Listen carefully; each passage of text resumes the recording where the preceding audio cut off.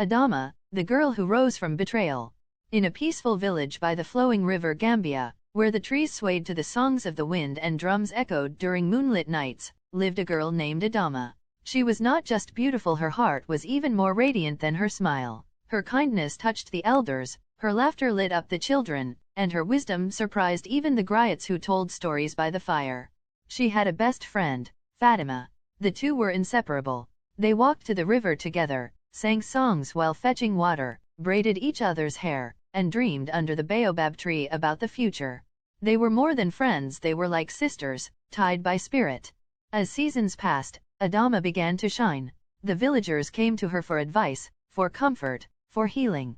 Even strangers from neighboring villages spoke her name with admiration. Adama, they said, is touched by the ancestors.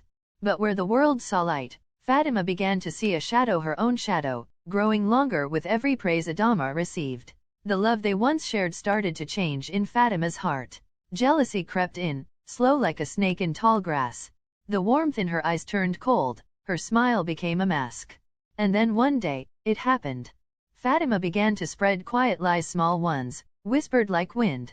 Adama pretends to be pure, she told one. She uses charms to win people, she told another. At first, no one believed her. But lies, like fire, can grow with the right wood and wind. Whispers turned to gossip. Gossip turned to judgment. The village that once praised Adama began to doubt her. Eyes that once admired her began to avoid her. Adama didn't understand. She felt the distance, the change. Her heart ached. But the deepest wound came when she discovered who was behind it all.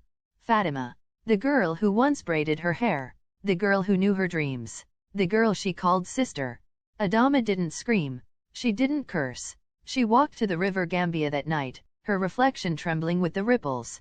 She wept, not for herself, but for the friendship that died in betrayal. But the river spoke. The wind whispered. The stars blinked with wisdom. You are still who you are, they seemed to say. And truth never stays hidden forever. So Adama stood up. She kept living with kindness, with truth. She helped a sick child, even though his mother had once spread rumors. She fetched water for the old man who no longer greeted her. She sang to the children under the baobab tree, even when others walked away. And slowly, slowly, the truth began to rise. One day, an elder came and said, Adama, I wronged you. Forgive me. Then a mother. Then a group of women. Then the chief. Fatima's lies were uncovered. The weight of guilt crushed her pride. She came to Adama, knees shaking, eyes wet. I am sorry, she said. Jealousy made me do things I can't take back. Adama looked at her. The pain was still there. But she saw something deeper, remorse, regret, a flicker of the old Fatima.